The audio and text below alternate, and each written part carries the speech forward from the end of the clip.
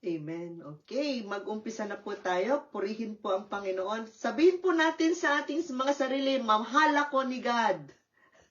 Mahal ako ng Diyos. Sabihin po natin yan. Dapat parati po nating sinasabi yan para ma-remind natin yung ating sarili na mahal tayo ng Diyos. No? Sabihin po natin, mahal ako ng Diyos. No, mahal ako ng Diyos, mahal ako ng Diyos. Kasi may mga minsan sa buhay natin, no, pinapaisip ng kaaway na hindi tayo mahal ng Diyos. Pinapaisip ng demonyo na walang ginagawa ang Diyos sa buhay natin. May ginagawa po ang Diyos. Amen. Parati po nating i-remind yung sarili natin na mahal po tayo ng Panginoon. Okay, so buksan po natin yung ating mga Biblia sa aklat ng Titus. No, Titus sa English, pero sa Tagalog sabi niya Tito. Ikalawang kabanata. Doon po yan sa New Testament.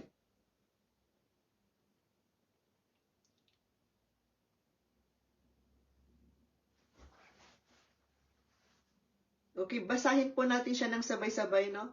Dito po sa aklat ng Tito, ikalawang kabanata, doon po sa verse 11,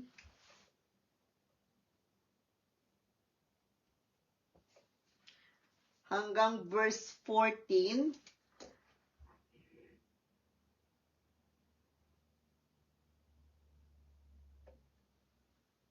Okay, sabi po ng salita ng Diyos, Tito chapter 2 verse 11, sapagkat nahayag na ang kagandahang loob ng Diyos na nagdudulot ng kaligtasan sa lahat ng tao.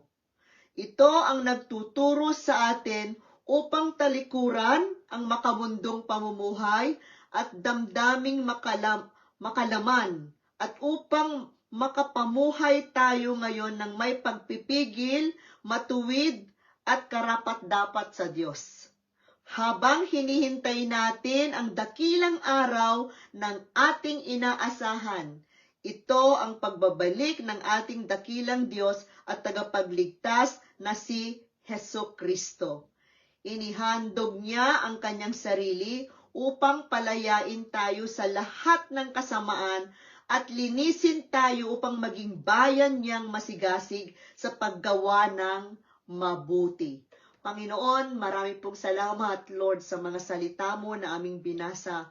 Tulungan mo ang bawat isa sa amin na maunawaan po namin ang mga layunin mo sa aming mga buhay. Maunawaan po namin, Panginoong Diyos, ang purpose mo, Panginoong Diyos, ang pag-ibig mo sa bawat isa sa amin, Panginoong Diyos. Marami pong salamat, Banal na Espiritu, inaanyayahan ka po namin.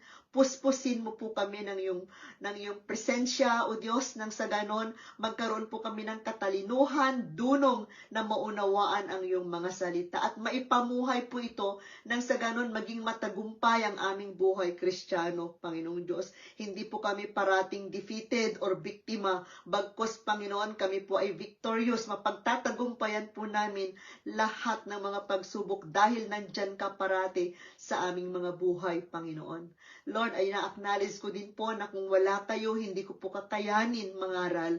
Gamitin mo po ako, Panginoon, bilang tagapagsalita mo, Lord. Maging daluyan ako ng iyong pagpapala sa oras na ito. Na lahat po ng makakarinig ng iyong mga salita ay mapagpala, mapapalakas, gagaling sa kanilang mga sakit karamdaman. At higit sa lahat, Panginoong Diyos, mababago ang aming mga buhay. Marami pong salamat, inilalaan po namin sa iyo, Panginoon, ang oras na ito. Sa pangalan ni Jesus, aming dalangin, lahat po ay magsabi ng Amen. Purihin po ang Diyos. No, gusto ko lang i-welcome Sister Rosalie. Sister Rosalie at saka si Ninang Emma. Hindi natin sila na-welcome kanina. And then, praise the Lord. So, dito po sa ating nabasa, basahin ko po siya muli sapagkat nahayag na. No? Nahayag na ang kagandahang loob ng Diyos na nagdudulot ng kaligtasan sa lahat ng tao. Alam na po natin ito dahil ibinigay na ng Diyos yung regalo. Yung regalo po ay ang Panginoong Hesus. Bakit po siya regalo? Kasi kapag sino man yung tumanggap sa Panginoong Hesus, no, bilang sariling Panginoon at sariling tagapagligtas, mababago yung buhay po natin, magiging masagana, magiging maayos ang ating mga pamumuhay. So ito yung verse 12, sabi niya, ito ang nagtuturo sa atin upang talikuran ang makamundong pamumuhay at damdaming makalaman at upang makapamuhay tayo ngayon ng may pagpipigil, matuwid, karapat-dapat sa Diyos. No, kapag meron po tayong Panginoon, no, na sariling tagapagligtas, ito po si Hesukristo, hindi tayo magpapatuloy sa kasalanan. Hindi natin nanaisin ang magkasala pa, no? Kaya ito po ay tinuturo sa atin ng Panginoon na talikuran ang mga makamundong pamumuhay. So napakaganda po ng layunin ni God sa atin. Bakit po? Para po yung pagpapala na nakalaan para sa atin is matamasa po natin. Tapos sabi niya dito sa verse 13, ito po yung gusto kong i-emphasize sa ating lahat. Habang hinihintay natin ang dakilang araw na ating inaasahan, ito ang pagbabalik ng ating dakilang Diyos at tagapagligtas na si Hesukristo. Kita niyo po yan? Dakilang Diyos at tagapagligtas na si Hesukristo. So ang Panginoong Diyos po, Panginoong Hesukristo ay Diyos po siya. Di po ba? No? Habang hinihintay natin, so ibig sabihin, no, darating ang Panginoon. Amen? Merong nakatakdang oras, no, na panahon na si Jesus po ay darating. Darating po siya. So habang naghihintay po tayo sa pagdating ng Panginoon, no, gusto ni God na mabago po tayo. Mabago yung ating mga buhay, mabago yung ating mga pananaw, magkaroon tayo ng pananampalataya sa Kanya. Kaya nga po tayo nag-aaral ng mga salita ng Diyos. Kaya nga po tayo nag-a-attend ng church. Amen? No? Kasi gusto nating malaman, matutunan yung katuruan ng ating Panginoon. Dahil kung wala po ito, no, wala tayong kahihinatnan. Amen. Kaya napakabuti po ng Diyos sa atin. Verse 14, inihandog niya ang kanyang sarili upang palayain tayo sa lahat ng kasamaan at linisin tayo upang maging bayan niyang masigasig sa paggawa ng mabuti. So yun po yung layunin ng Panginoon po sa atin, no? Para po tayo ay palayain. No, hindi po tayo mapapalaya sa mga bagay na kung saan tayo po ay nakagapos or nakakulong, no? Ito po yung ating mga pamumuhay natin na hindi nagbibigay kaluguran sa Panginoon. Kaya nga sabi niya dito, no, ito yung nagtuturo sa atin upang talikuran ang makamundong pamumuhay at damdaming makalaman. No, ito po yung inaalis ng Panginoong Hesus sa ating mga buhay. Amen. Nang sa ganon, no, matamasa natin yung pagpapala na inilaan niya sa atin, at habang tayo ay naghihintay sa kanyang pagdating, no, mabago po yung ating mga buhay. Kasi kung hindi mababago yung ating mga buhay, hindi po natin siya makakasama. Parati po natin itong pinag-aaralan, no? Sabi niya dito, no, inihandog niya ang kanyang sarili upang palayain tayo sa lahat ng kasamaan at linisin, no? Hindi lamang tayo palayain sa mga nakagawian nating gawin. Yung actually marami tayong masasamang mga ginagawa kahit na minsan hindi natin alam yan na masama, pero once na nagbasa ka na ng salita ng Diyos, once na nakinig ka na ng mga aral ni Kristo, malalaman na po natin yung mga palang mga nakagawian natin, no? Yung mga nakagawian natin, yung mga paniniwala natin, hindi pala yun pala nakasaad sa Biblia. Kaya nga po ang sinusunod po natin ay yung mga nakasaad sa Biblia dahil yun po yung kautusan ng Panginoong Hesus. At ito po yung magtatawid sa atin, no, sa kahirapan patungo sa masaganang buhay. Amen. So, meron po tayong hinihintay. Amen. Sino yung hinihintay po natin? Si Jesus. Meron po tayong hinihintay. Hindi po tayo forever na nandito lang sa lupa. Meron po tayong hinihintay. No, habang hinihintay natin yung pagdating ni God, no, ito po ay ginagawa ni God na para tayo ay palayain sa mga masama, no, palayain tayo sa lahat ng kasamaan at lilininis niya po tayo. Ginagawa niya po tayong kagaya, no, ng kagaya ni Kristo, kagaya niya. Amen? So, pag-aaralan po natin ngayon, paano po ba mabuhay nitong mga huling araw? Pag sinabi po natin huling araw, last days, no? Last days, ibig sabihin, dahil darating po ang Panginoon, no? Paano nga po tayo dapat mabuhay? Kasi, no, kung titignan po natin yung kalakaran ng mundo, ay ibang-iba po ito sa buhay na gusto ni Jesus sa atin. No, kung titignan po natin, kung bubuksan po natin yung 2 Timothy, pumunta po tayo doon sa 2 Timoteo.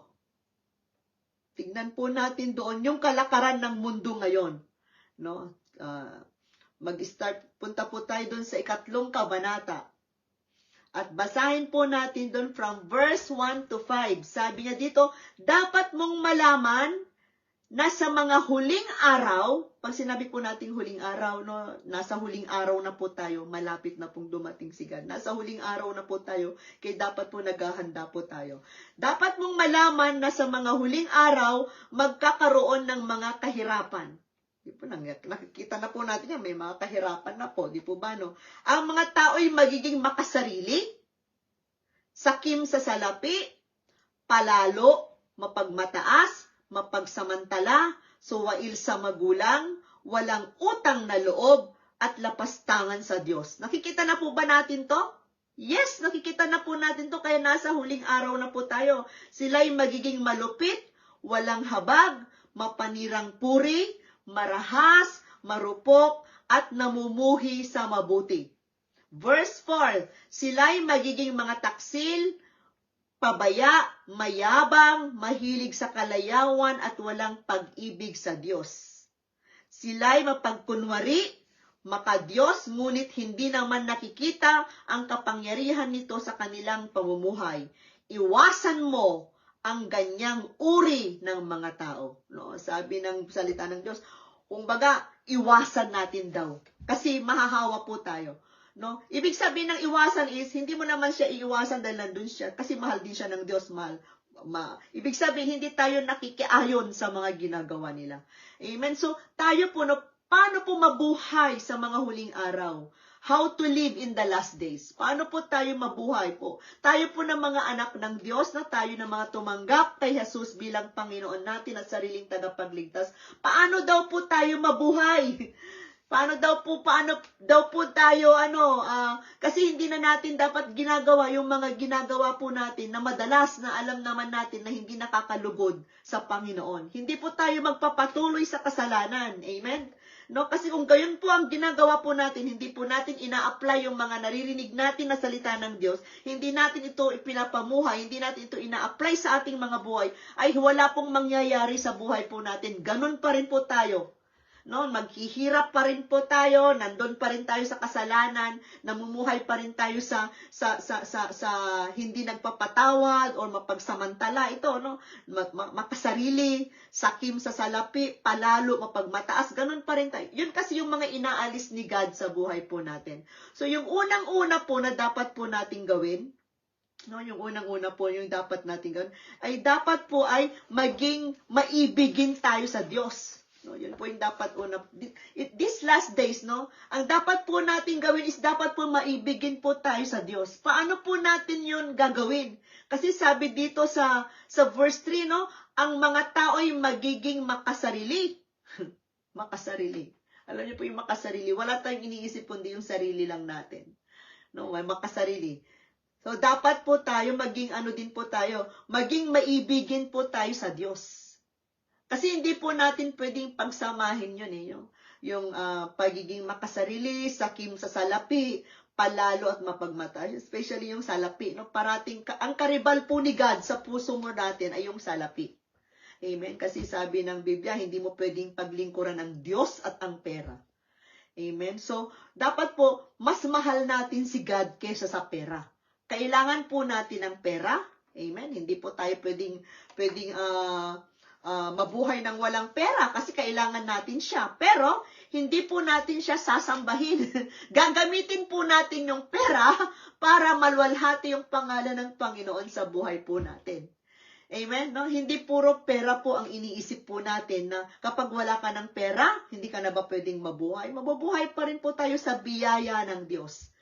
Amen? Sa biyaya ng Diyos, mabubuhay po tayo. Kagaya nung sinabi ni Haring David, tignan po natin yung paborito po nating verse doon sa Mga Awit chapter 23, no? Sa cell group po natin sa ating Bible study, pinamemorize ko po yan noon sa inyo. No? So kung pupunta po tayo doon sa Mga Awit, ika-23 kabanata, sabi ni Haring David, si Yahweh ang aking pastol, hindi ako magkukulang. No? pinapahimlay niya ako sa luntiang pastulan at inaakay niya sa tahimik na batisan. No, kung kagaya ni Haring David, dapat ganun din po tayo na kapag sinabi nating si Yahweh ang aking pastor, ang Diyos ang aking pastor, hindi ako magkukulang. Dapat po yun pinapaniwalaan po natin. Amen.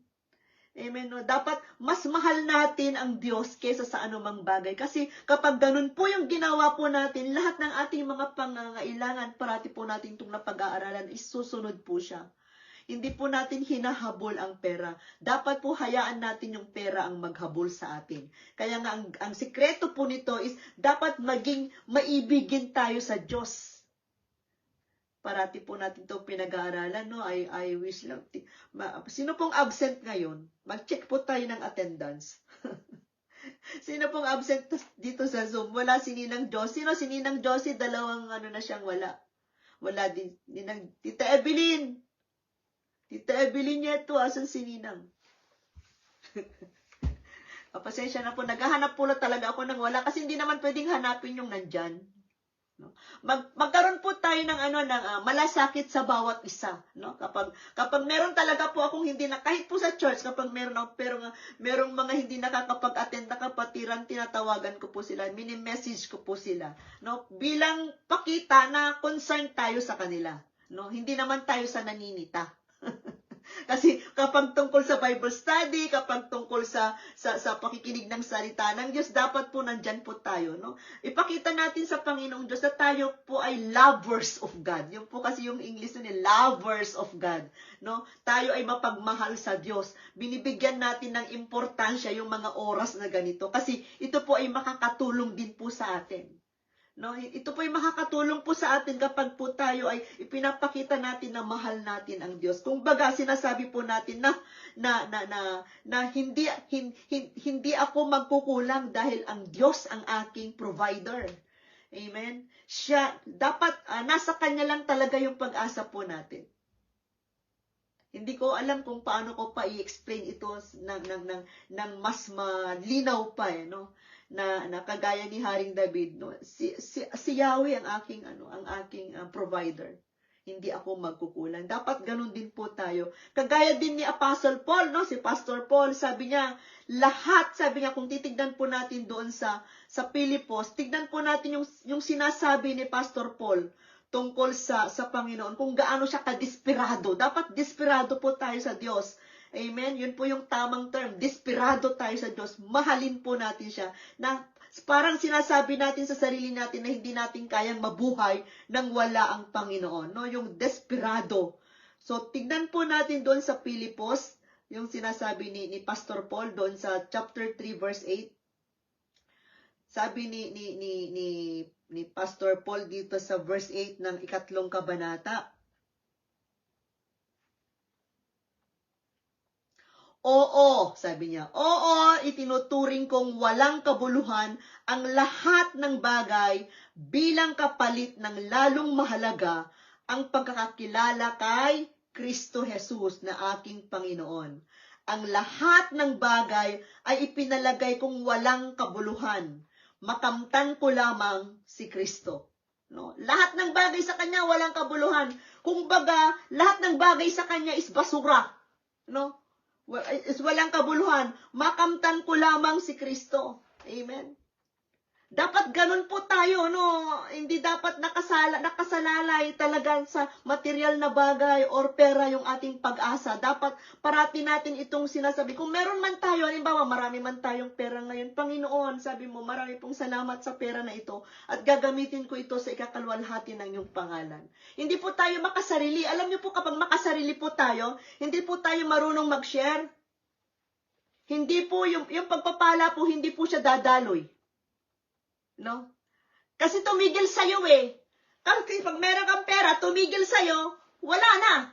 Hindi na siya dadaloy. Pero kapag pinadaloy mo ito, madadaluyan ka ulit. No, babalik po yan.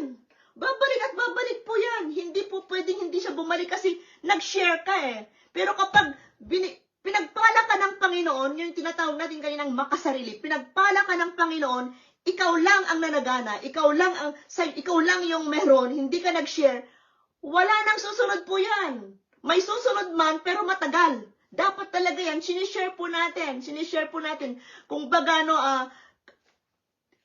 kahit na si kapitbahay na ano, basta nag-share ka, higit sa lahat ang Panginoon po, no? Ibalik po natin yung para sa Panginoon. Kasi yun po yung sinatawag nating seeds, no? Ano yung seeds sa Tagalog?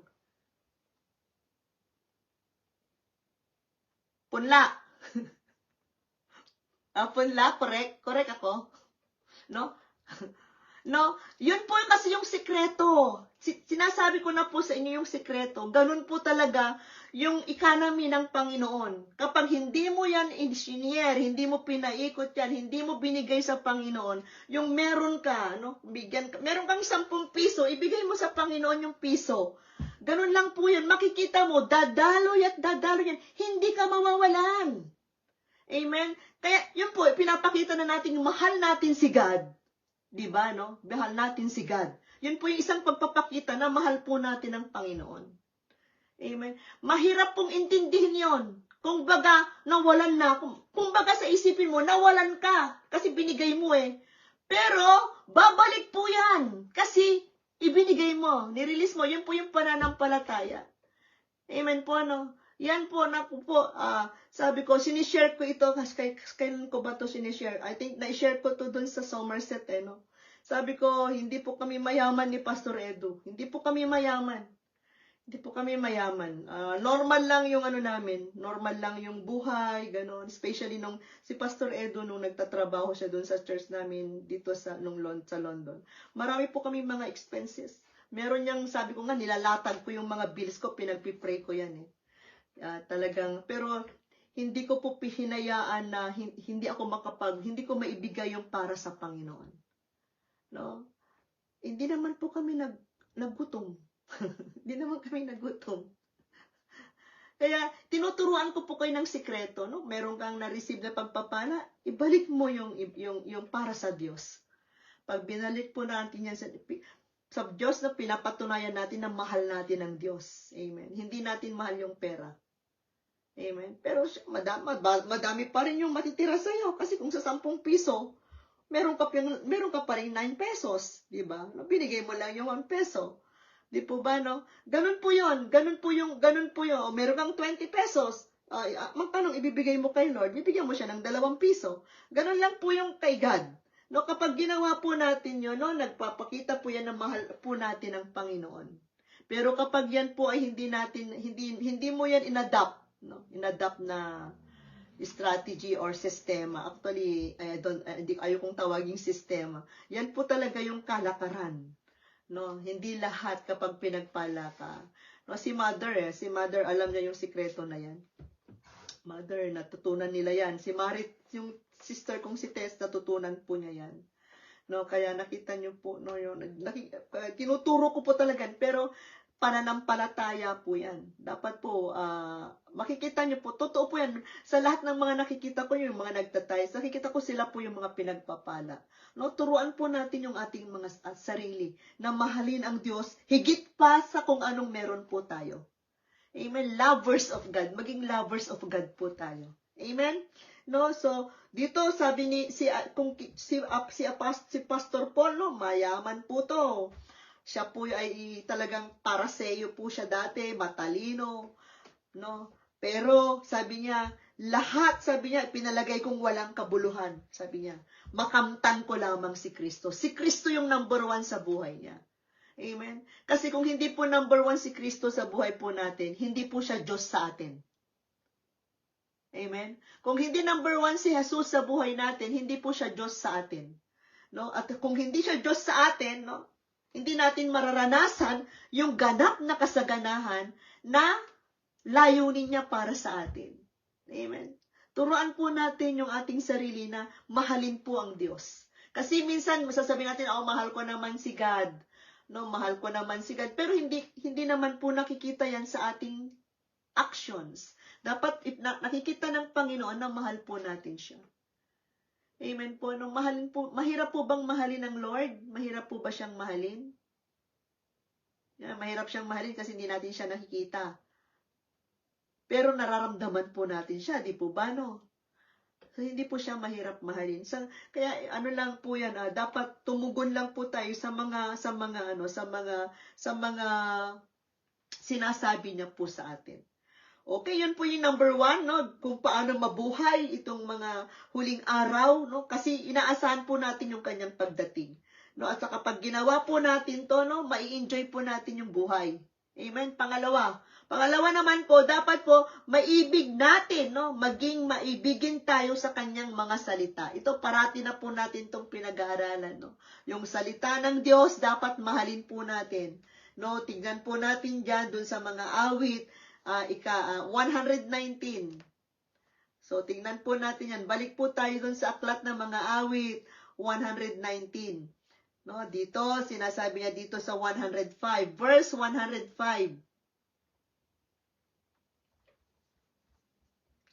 Na yung mga nagti-take note, mag-take note po kayo, tapos during the week, pwede niyo po yung balikan, pagbulay-bulayin natin yung salita ng Diyos. So, doon po tayo sa 105. Lumampas na ako. Okay.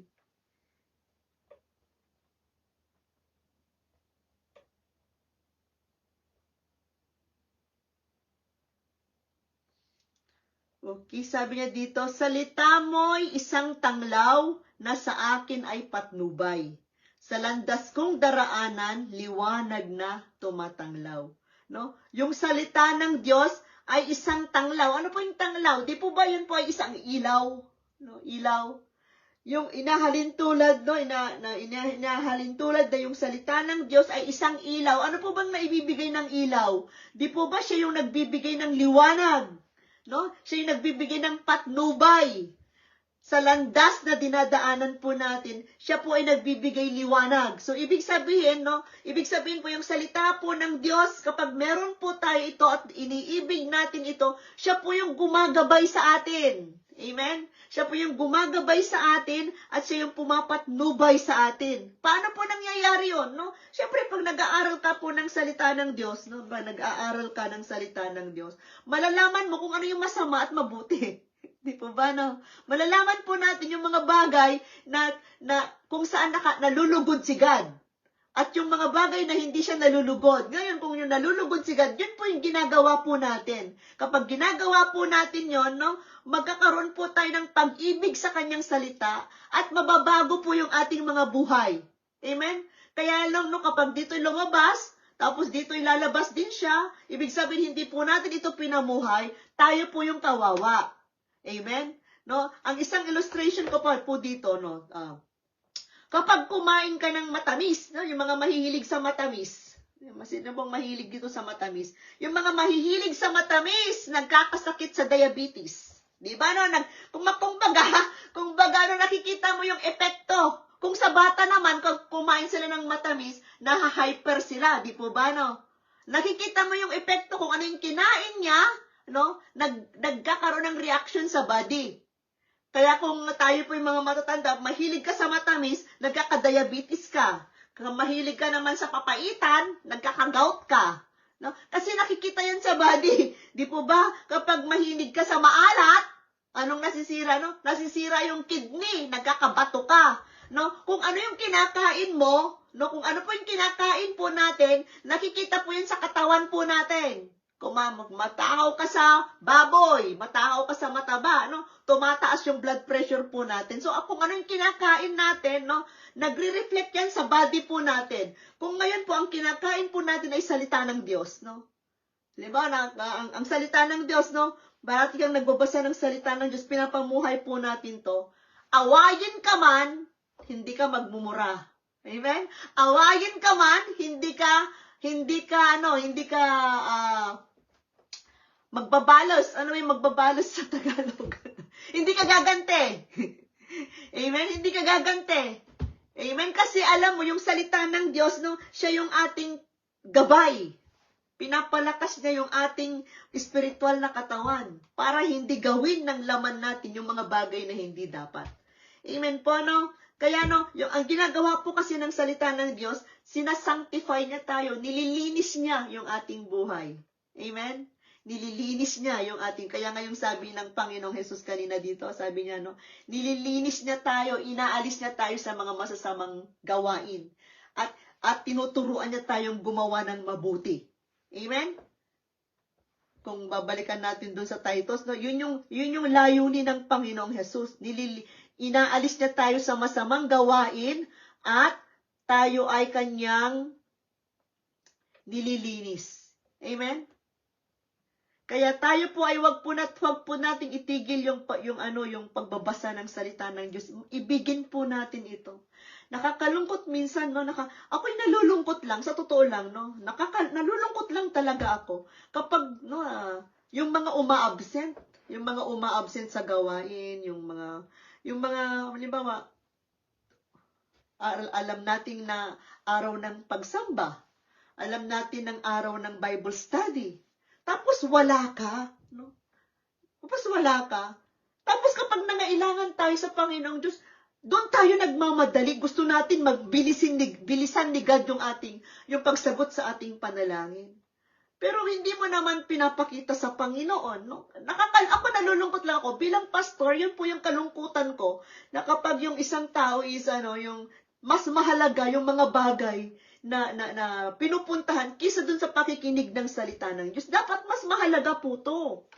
Amen. Mahalaga po to. Wala na pong hahalaga pa sa pakikinig ng salita ng Diyos. Wala nang hahalaga pa sa pag-aaral ng salita ng Diyos.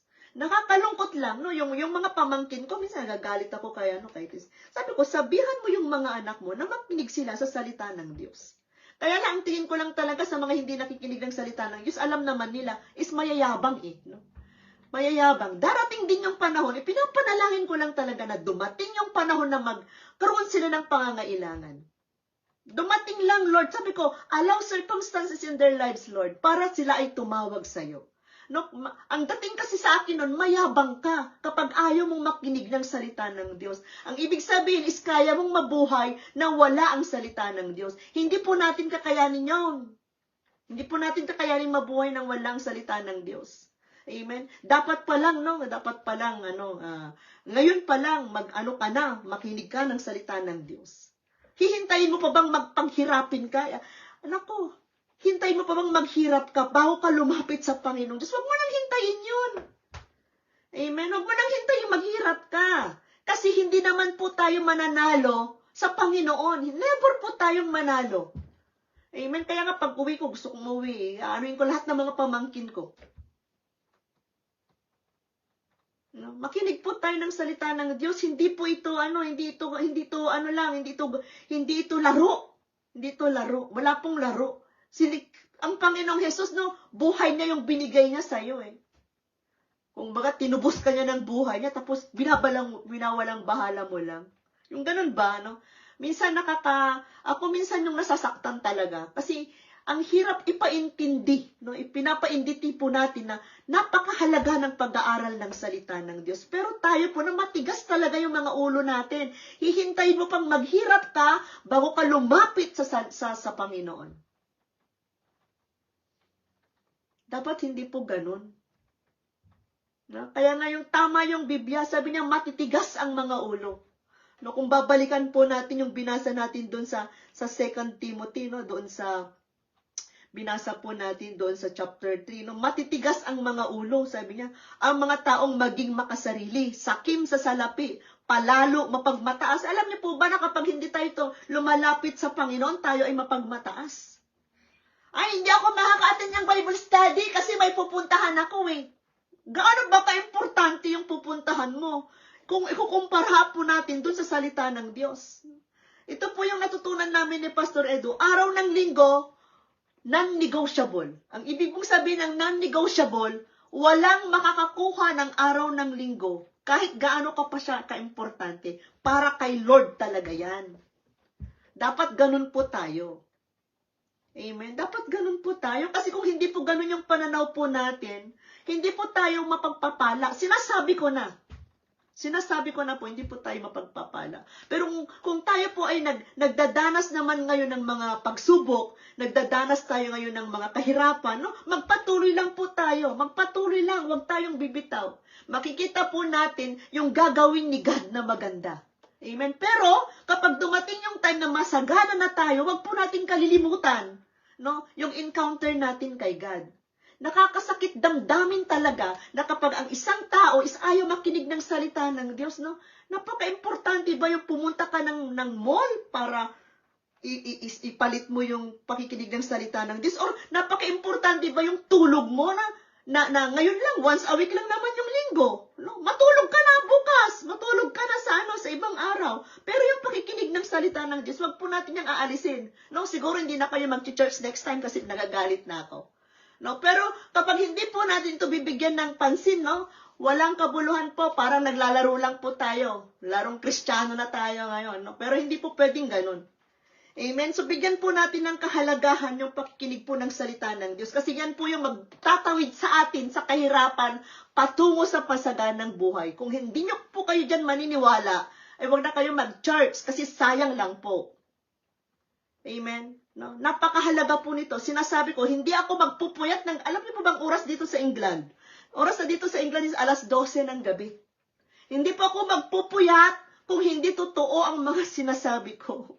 Hindi ko po ito bibigyan ng panahon kung hindi po ito totoo. Totoo po na may darating na Kristo. Totoo po na darating po ang Panginoon. Amen? Kung hindi po tayo doon naniniwala, wag na po tayo mag-church. Kasi hindi po ang church po ay hindi po ito laro-laro lang. Sabihin po natin to sa ating mga kasama sa bahay. Sabihin po natin to sa ating mga anak. No, hindi sila nakikinig. Pag nangailangan naman, no, wag kayong tatawag sa akin. 'Di ba? No, parang ganun lang po 'yan binabaliwala natin si God. Kaya pag-aralan po natin na matuto po tayong umibig sa Diyos, umibig sa kanyang mga salita. Amen? At saka yung pangatlo is maging umibig po tayo sa presensya ng Panginoon. Ito na yung sinasabi ko, presensya ng Panginoon. Ito po yung pananalangin. Amen? Kung mananalangin lang tayo kapag tayo ay may pangangailangan, ay hindi po ganun yun. Hindi mag-work yung panalangin natin kapag tayo po ang nangangailangan lang. Dapat, kahit wala tayong pangangailangan, dumudulog tayo sa Panginoon Diyos, lumalapit tayo sa Kanya. Lucas chapter 18, verse 1 to 7. Basahin po natin yun. Lucas, punta po tayo sa Lucas.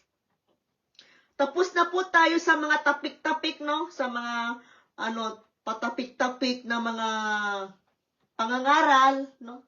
Nandito na po tayo sa kailangan madisiplina na po natin yung ating mga sarili. Darating na si Lord na patulog-tulog pa rin po tayo. Okay, so dito sa chapter 18 verse 1, so ito po ay yung byuda at ang hukom, no? Yung hukom is judge. So dito ay nagsalaysay ang Panginoong Jesus, no, sa isang talinghaga upang ituro sa kanila na dapat silang laging manalangin at huwag mawalan ng pag-asa. So ito yung turo ng Panginoong Jesus. Isinalaysay ni Jesus ang isang talinghaga upang ituro sa kanila na dapat silang laging manalangin at huwag mawalan ng pag-asa. So ito yung tungkol sa pananalangin. So sabi niya, sa isang lungsod ay may isang hukom na walang takot sa Diyos at walang iginagalang na tao. So pag sinabi natin hukom, no, judge siya, no. Sa lungsod din yon ay may isang byuda.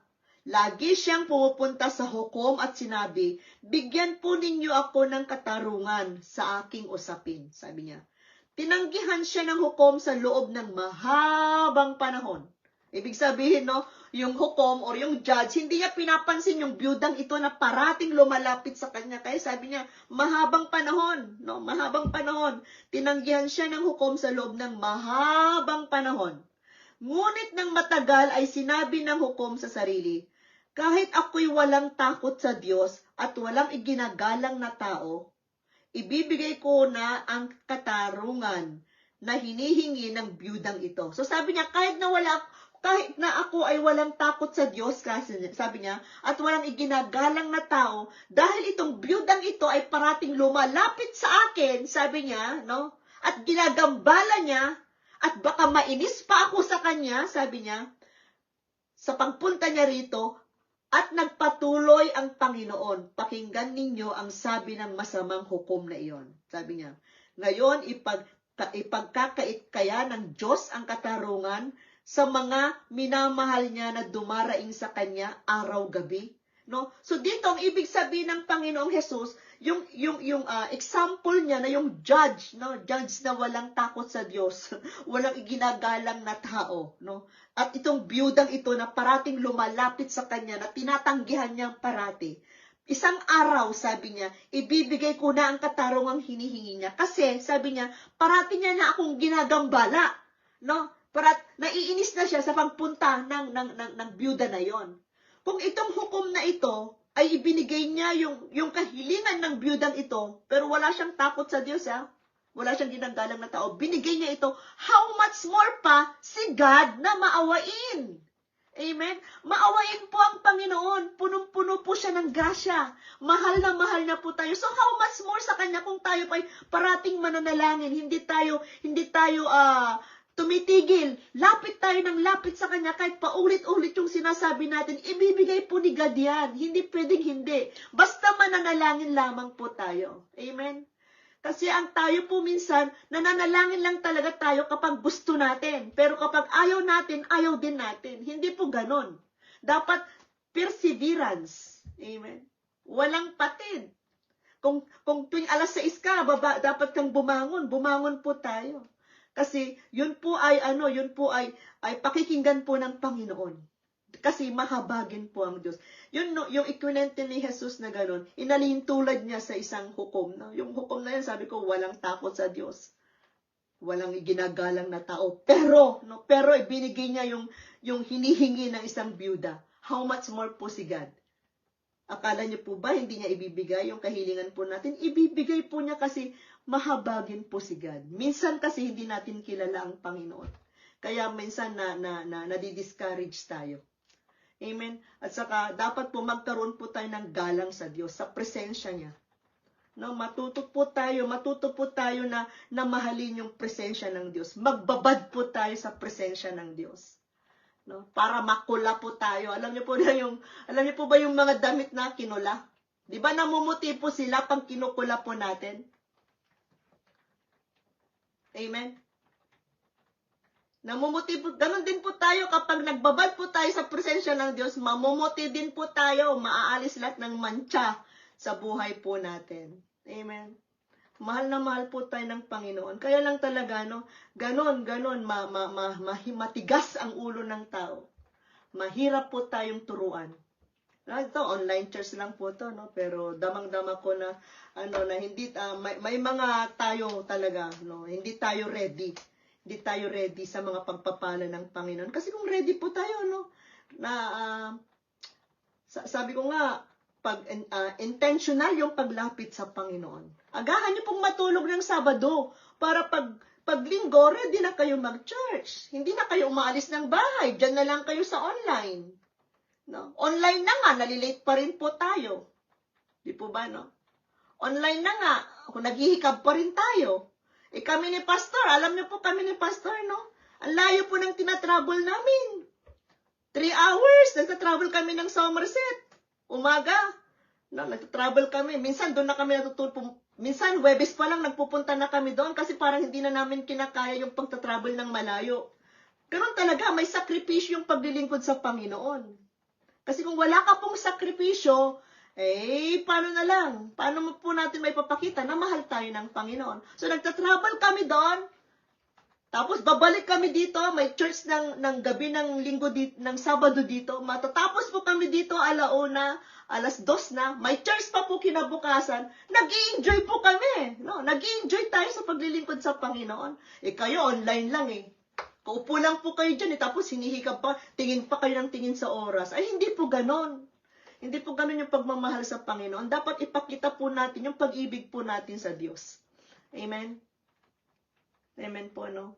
Ayan, marami nakasara ngayon, mga madidilim na, makasara sila. Hindi pa alam kung natutulog pa sila or nakikinig pa sila. Pero mahal po kayo ng Diyos, no? Wag po Ayun, Sister Merlita, biglang lumabas. Sister Merlita, gising! Ayan, hindi natin alam yung iba. Tingnan natin, lahat na. Ayun, si Judith. Wow, gising din. Praise the Lord, no? Dapat, alam nyo, nakaka-encourage din kasi pag nakikita ko kayo, ayun, si Tita Evelyn, nagbukasan talaga ng mga bintuan. Pag nakikita ko po kayo, na nakikinig, na-encourage din po ako. Amen? Na-encourage din. Akala ko wala na kayo dyan eh. Pero, mahal na mahal po kayo ni God. Yun po. No? Huwag po kayong magagalit sa akin kasi salita po ng Diyos ito. Huwag po kayong magagalit. Mahal na mahal po kayo ng Panginoon. Manghirap pong mangaral. Mahirap pong mangaral kasi, daluyan lang po ako ni God. No? Ginagamit lang po ako ng Panginoon. Amen. Pero mahal na mahal po kayo ng Diyos. Kaya, matutunan po nating ibigin ang Diyos, ibigin ang kanyang mga salita, ibigin ang kanyang presensya. Yung pananalangin, kagaya na, ito po patuloy niyo pong wag niyo pong kalilimutan yung illustration na ito ni Jesus, yung hukom at saka yung isang byuda. Patuloy siyang lumalapit, kahit na masungit yung judge, patuloy pa rin siyang lumalapit, patuloy pa rin siyang lumalapit. At the end, no, binigay din ni judge yung kanyang kailangan. So how much more si God? No, wag po tayong titigil. Amen, wag po tayong titigil. At saka yung pang-apat po dito is, maging handa po tayo sa rapture. No? Ayan, rapture. Maging handa po tayo sa rapture kasi yung sinasabi ko pong rapture, meron po tayo talagang hinihintay. Darating po ang Panginoon. Amen? No, darating po ang Diyos. Dito sa 1 Corinthians, hindi ko pa po pinipreach ang tungkol sa rapture, no? Kung ang rapture po is yung pagdating ng Panginoon. Nandito yun po sa Biblia ko, doon sa 1 Corinthians, unang Korinto, 15 kabanata, 15, verse 51. Doon sa 51, sabi niya, isang hiwaga ang sinasabi ko sa inyo. Hindi lahat tayo'y mamamatay, ngunit lahat tayo'y babaguhin. Sa isang sandali, sa isang kisap mata, kasabay ng huling pag-ihip ng trompeta, sapagkat sa pagtunog ng trompeta, ang mga patay ay muling bubuhayin, ay di muling mamamatay. Hindi na sila muling mamamatay. Babaguhin tayong lahat. Ang ating katawang nabubulok ay mapapalitan ng hindi nabubulok. At ang katawang namamatay ay mapapalitan ng katawang hindi mamamatay. No? Kapag ang nabubulok ay napalitan ng di nabubulok at ang may kamatayan ay napalitan ng walang kamatayan, matutupad na ang sinasabi sa kasulatan na lupig na ng kamatayan, lubos na ang tagumpay. No? So, dito makikita natin dito na hindi pala lahat, sabi niya dito, yung mga namatay daw ay mabubuhay na muli. Ito yung hindi lahat yung mga namatay na may Kristo. No? Yung mga namatay na may Kristo, mabubuhay po silang muli. At saka tayo po na hindi pa namatay, no? Tayo po ay susunod, no? Hindi tayo, tignan niya dito, sa isang sandali, isang kisap mata, no? Isang kisap mata lang yun po yung rapture. Is a twinkling of an eye, no? Hindi ko alam kung meron po kaming CD no ni Pastor yung Thief of the Night, no? Yung hindi ko alam kung may Tagalog yan no. Nandito po yan sa Biblia yung pagdating ng Panginoon, yung mga may Kristo sa puso, no? Tayo po ay makakasama ni Jesus, no? Bubuhayin yung mga patay, tapos tayo po na mga buhay na, no? Babaguhin po tayo ng Panginoon. Ngunit lahat tayo babaguhin sa isang sandali, sa isang kisap mata, kasabay ng huling pag-ihip ng trompeta. Yun lamang makakarinig sa trompeta ang makakasama sa rapture. Kaya nga po, yung kasalanan no. Halimbawa, nagkasala ka, hingi ka agad ng tawad sa Panginoon at iwasan po nating magkasala para makasama po tayo sa rapture. Totoo ba yung rapture? Totoo, kasi nandito po siya sa Biblia. Ito po yung ating pag-asa. Ito po yung ating blessed hope. Amen? Paano tayo mararapture ngayon yan kung tayo tinatamad mag-church? Amen? Kasi isa po yung paghahanda po natin. Yan po ay isang paghahanda po natin. Yan po yung tinatawag nating blessed hope. Yan po yung sa binasa natin kanina, yan po yung sinasabi niya, no, nagkakalakip-lakip po sila doon sa Titus chapter 2 verse 13 to 14. Yan po yung sinasabi natin na habang hinihintay natin ang dakilang araw ng ating inaasahan, ito ang pagbabalik ng ating dakilang Diyos at tagapagligtas na si Hesukristo.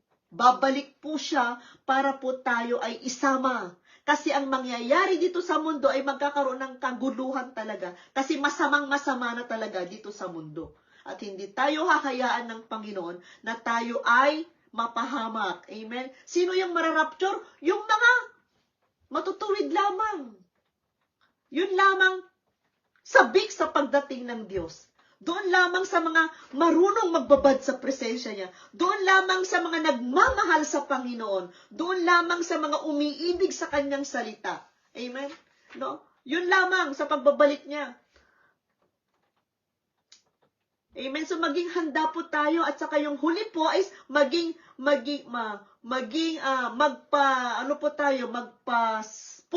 po tayo ng banal na espiritu. Yun po, no, yung magpapuspos tayo ng banal na espiritu para hindi na natin gawin yung mga bagay na parati nating ginagawa na kasalanan. Kasi yung kasalanan po talaga, hindi tayo talaga mababago, no, hindi tayo mababago kung hindi tayo lalakad sa puspos na pagpupuspos ng banal na espiritu. Nandun po yan sa Galatia, taga Galatia, punta po tayo doon, chapter 5. Mabilis lang po, verse 16. Last na po ito. At sabi niya dito sa verse 16, sinasabi ko sa inyo, ang Espiritu ang gawin ninyong patnubay sa inyong buhay at hindi kayo magiging alipin ng hilig ng laman. Sapagkat ang mga nasa laman ay laban sa kalooban ng Espiritu at ang kalooban ng Espiritu ay laban sa mga laman. Laging naglalaban ang dalawang ito kaya't hindi ninyo magawa ang nais ninyong gawin. Anong ibig pong sabihin nun? Anong gusto ng laman? Ang gusto ng laman, nagfi-Facebook madalas, no? Nagfi-Facebook ng madalas ang gusto ng laman. Ang gusto ng laman, natutulog lang. Ang gusto ng laman, ayaw niyang magbasa ng Biblia, ayaw niyang manalangin. Gusto niya, yun lang. Pero yung gusto niyang banal na espiritu, nag-aaral ka ng salita ng Diyos. Ang gusto ng banal na espiritu, nakikinig ka ng salita ng Diyos. Ang gusto ng banal na espiritu, gumagawa ka ng mabuti. Pero yung laman, no, ikaw yung laman, ayaw niya yung mga bagay na yun, parating naglalaban yan, sabi niya nga. Kaya nga tayo, magpapuspos tayo sa banal na espiritu, nang sa ganon, no, magawa natin yung mga bagay na nakakalugod sa Diyos. No, kapag wala yung banal na espiritu, hindi natin kakayanin ang mabuhay ng may kabanalan. Amen? Hindi maikakaila na ang mga hilig ng laman ay pakikiapid. Ayan, pakikiapid, kahalayan, kalaswaan, pagsamba sa Diyos-Diyosan, pangkukulam, pagkapuot sa isa't isa. No, yun, pagkagalit, pagsiselos, no, yung mga silosa dyan, no, dapat tayo, hindi na tayo nagsiselos. Amen, hindi na rin tayo na magagalitin.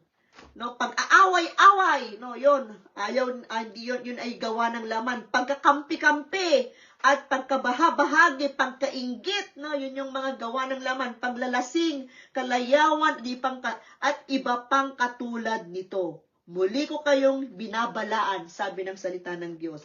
Ang gumagawa ng mga ito ay hindi magkakaroon ng bahagi sa kaharian ng Diyos.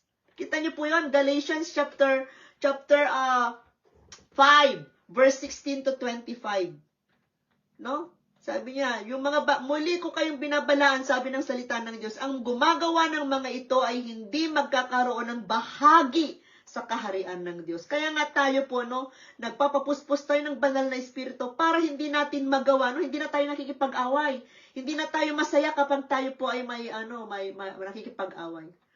Hindi na tayo masaya kapag tayo ay nagagalit, no? Bagamat nagalit ka man, pero humihingi ka ng tawad sa Panginoon.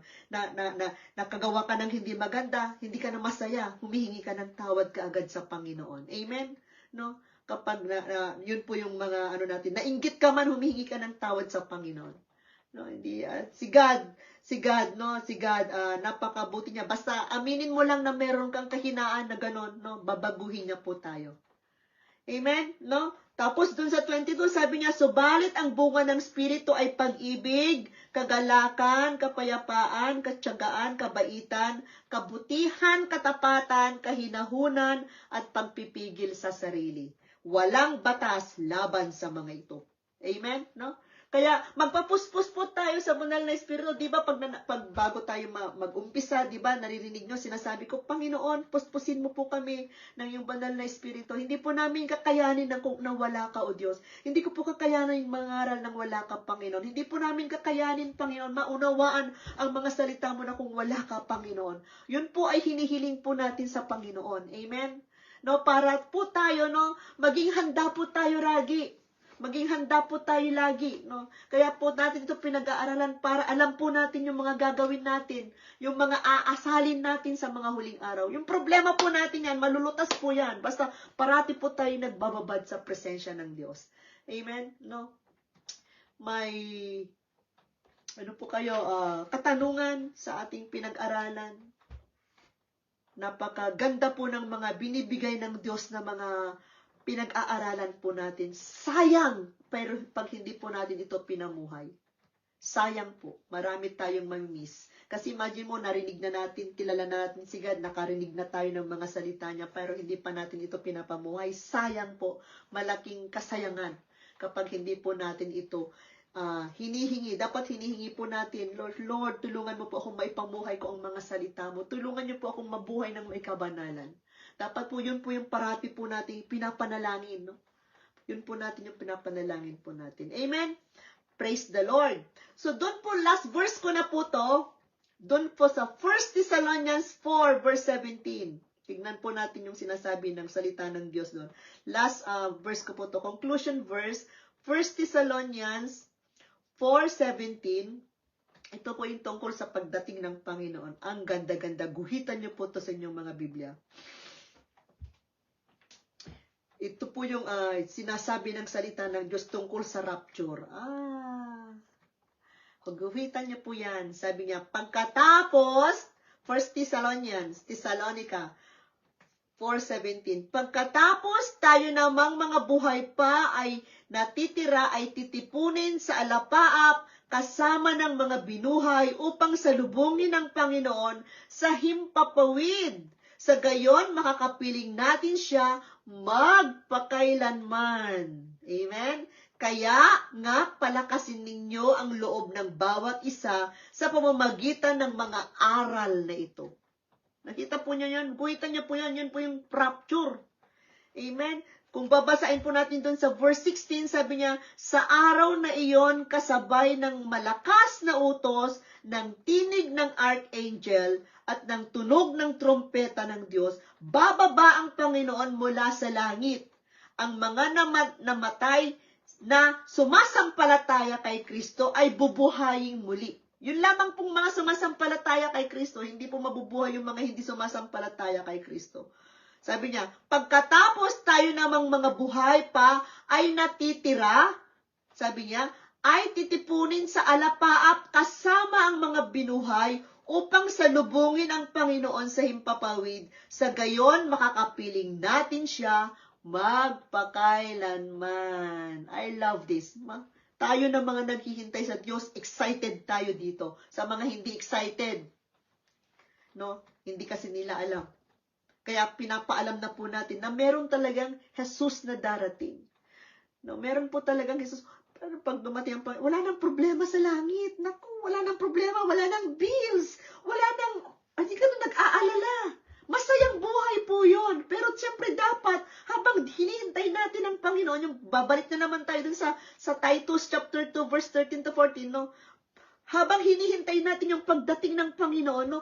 Tayo ay nililinis niya, binabago niya tayo. Kaya wag kayong a-absent sa araw ng church. Huwag kayong a-absent sa araw ng mga gawain na ganito kasi dito lang natin ito maririnig. Hindi natin yan maririnig sa radyo. Hindi natin yan maririnig sa mga Facebook. Dito lang sa pag-aaral ng salita ng Diyos. Amen. Kaya gustong-gusto ko na lumago tayong lahat. Magkaroon tayo ng focus na sigad lang. Wala nang iba. Yun lamang po yung kailangan po natin. Ibibigay ng Panginoon yung ating mga pangangailangan. Wala pong mahirap sa Panginoon. Amen. Manalangin po tayo. Panginoon, marami pong salamat muli. O Diyos, kami po ay ini-encourage mo. Muli, Panginoon, kami po ay tinuturuan mong maging matatag, Panginoong Diyos.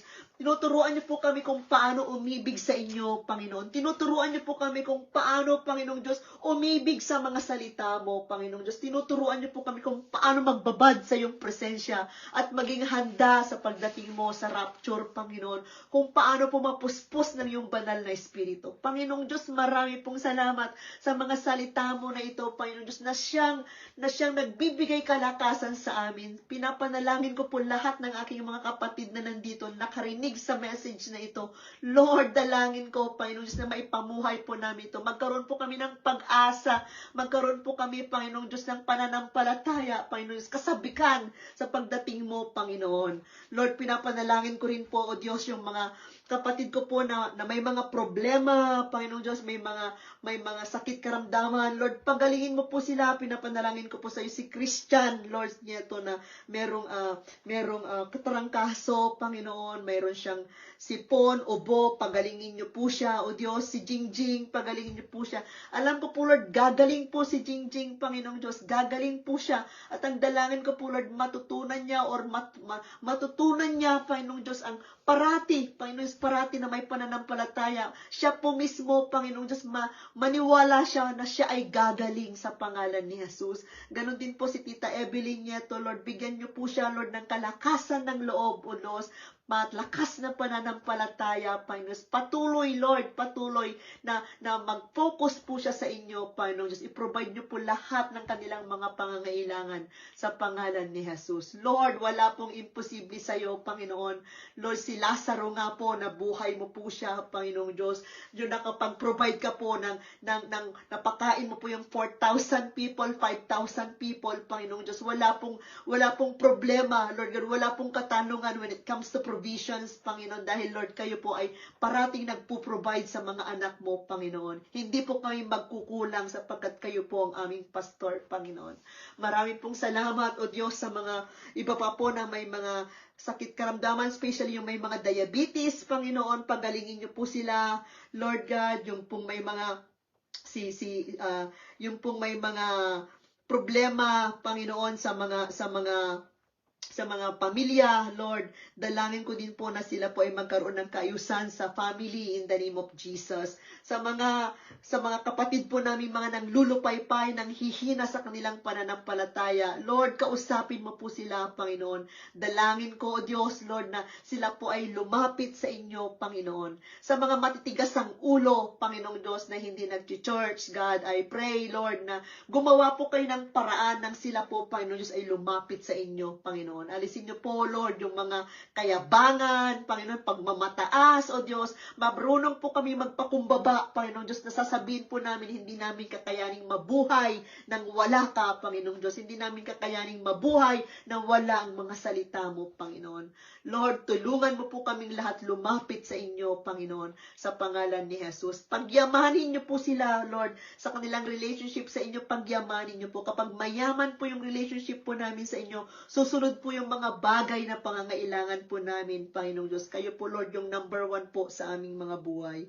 Marami pong salamat, Panginoon. At Lord, dalangin ko din po, Panginoon, na yung pong may mga bukol sa katawan, Lord, ito po ay iyong tunawin sa pangalan ni Jesus. Lord, dalangin po namin, Lord, si Marian Angeline Francisco, Lord, at ganun din po si Mira Flor de Castro na may mga bukol sa ovary. Lord, tunawin mo po ang mga bukol na ito sa pangalan ni Jesus. Pagalingin niyo po si Nanay, O Diyos, alisin niyo po yung mga nararamdaman niyang sakit karamdaman sa kanyang paa at katawan. In Jesus' name. Ganun din po si Sister Tess, O Lord, tunawin mo yung cyst sa kanyang breast in Jesus' name. Sister Virgie Kawili, pagalingin niyo po siya, magmilagro po kayo sa kanyang buhay sa pangalan ni Jesus. Si Marites Hines, Lord, patuloy na mabilis niyang paggaling, pag-recover, O Diyos, in the name of Jesus. God, marami pong salamat sa mga Sister Christina, Lord, salamat po sa buhay ni Sister Tina, Lord, na patuloy po siyang naghihintay, Lord, sa kanyang pagpunta ng US. Dalangin ko po, Lord, na make a way for her. Lord, sila ni Brother Bernie, Panginoon, pagpalain niyo po yung kanilang marriage. In Jesus' name, si Tita Evelyn Peria, Lord, salamat po sa kanyang buhay. Tugunin mo ang kanyang mga panalangin sa kanyang mga anak na sila po lahat, Lord, ay makakilala sa iyo. Si Ninang Emma Cabral, salamat po sa kanyang buhay. Patuloy po siyang gumaling, lumakas, Panginoon, in the name of Jesus. Lord, salamat po, Lord, si Brother Milan, salamat po, Lord, gumaling po siya sa kanyang diabetes. In Jesus' name, Lord, si Judith, Lord, saka si Rudy, bless the marriage. Lord, magkaroon po sila ng maayos na kalusugan, i-provide mo po ang kanilang mga pangangailangan. Sister Merlita, bless Sister Merlita, Lord, kanyang pamilya, pagpalain niyo po sila sa pangalan ni Jesus. Karoon din po si Tita Estrel, O Lord, salamat po sa kanyang buhay, salamat po sa kanyang sinasamahan mo po siya, hindi po siya nag-iisa, Panginoon, sa kanyang tahanan. Subalit, Lord, nandun ka parati, Panginoon.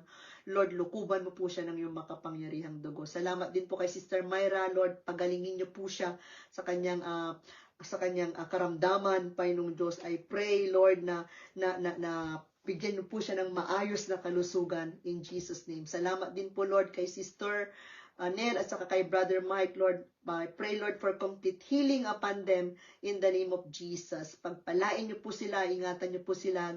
Ganun din po si Isaiah at saka si Yana. Sister Nancy, Panginoon, na mayroon din po siyang ubo at sipon, Lugad. Dalangin ko po, Lord, ang kanyang kagalingan sa pangalan ni Jesus. Ingatan niyo po yung baby niya, Panginoon Diyos, dahil siya po ay buntis in Jesus' name. Salamat po, Panginoon. Pag yung pong mga wala po dito, Lord, dalangin ko po, Lord, na mangusap po kayo sa kanila sa pangalan ni Jesus. Ganon din po, Lord, yung ating mga nandun sa Facebook Live, Lord God, ipinapanalangin ko rin po, Panginoon,